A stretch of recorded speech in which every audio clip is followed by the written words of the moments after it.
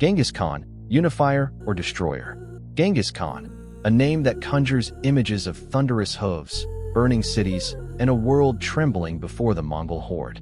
To some, he was a military genius, a brilliant leader who united warring tribes and forged the largest contiguous empire in human history. But to others, he was the embodiment of destruction, a ruthless warlord who left a trail of death, fear, and desolation across continents. So today, we ask not just a historical question, but a human one. Was Genghis Khan a unifier or a destroyer? A brutal childhood in a lawless land. Genghis Khan was born around 1162 in the rugged Mongolian steppes. His birth name was Temujin, and he came into the world under the shadow of conflict. His father, a tribal chief, was poisoned by a rival clan when Temujin was just a boy. Suddenly, his family was cast out, abandoned by their tribe, left to survive in the harsh wilderness. These early years were marked by starvation, betrayal, and brutality. Temujin hunted for food, fought for survival, and learned that loyalty meant little in a world ruled by strength. His father's death had not only stolen his status, it had taught him a lesson. Power was the only law. But even in exile, Temujin dreamed of more. He didn't just want to survive, he wanted to unify. He wanted to bring order to the chaos. The rise of a warlord. As he grew older, Temujin began gathering followers, not by birthright, but by merit. He built loyalty among the outcasts, the betrayed, the ambitious. He offered protection, purpose, and something rare in the steppe, justice. He promoted people based on ability, not bloodline, a revolutionary idea in a deeply tribal world. Through battles and diplomacy, Temujin gradually defeated rival tribes. In 1206, after years of warfare, he achieved the impossible. He unified the Mongols under one banner. His followers gave him a new name, Genghis Khan, universal ruler. But unification was only the beginning. Genghis believed the world was his to conquer. And with discipline, speed, and unmatched military innovation, he unleashed a storm across Eurasia that would change history forever. The conqueror of civilizations. Under Genghis Khan's leadership, the Mongol army swept across Asia like wildfire. Cities fell in days. Kingdoms crumbled. He conquered the Xia and Jin dynasties of northern China, destroyed the powerful Khwarezmian Empire, and invaded deep into Persia, Central Asia, and Eastern Europe. His armies were brutal, but efficient. Genghis used terror as a weapon. Entire cities were massacred as warnings to others. If a city resisted, it was razed to the ground. If it surrendered, it was often spared.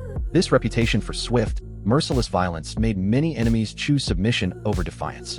Estimates suggest that tens of millions may have died as a direct or indirect result of Mongol invasions. Some historians argue Genghis Khan may have reduced the global population by as much as 10% during his lifetime. So yes, Genghis Khan was a destroyer, but the story doesn't end there. The lawgiver and the builder. Beneath the bloodshed, Genghis Khan was also a reformer. After conquest, he didn't merely loot and move on, he governed.